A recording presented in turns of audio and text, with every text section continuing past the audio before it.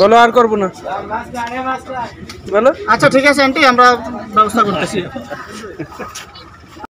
আপনি কি হন? আপনি আচ্ছা আপনি বলেন। আচ্ছা, আসসালামু আলাইকুম। জোরে। আমাদের এলাকারই একজন ভাড়াটিয়া, আমার ভাড়াটিয়ার মেয়ে রেহানা, ও সকালবেলা বাসা থেকে বের হয়েছিল, দেন তারপর বাসা আসে না। ওকে অনেক খোঁজাখুঁজির পর তারপর ভোলাতে পাওয়া গেছে। ভোলার নৌবাহিনী তারা উদ্ধার করছে। উদ্ধার করে তারা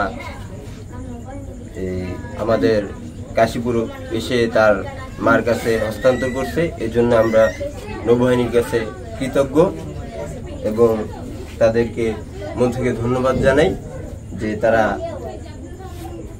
রেহানাকে তার মার কাছে ফিরিয়ে দিয়ে গেছে।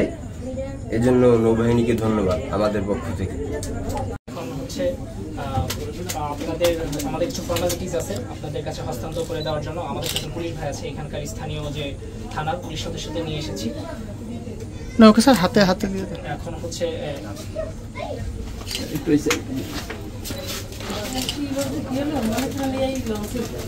বাচ্চা মানুষ বুঝতে পারেনি। হ্যাঁ, এটা আপনাদের অভিভাবকদেরও আরো হচ্ছে সচেতন হতে হবে।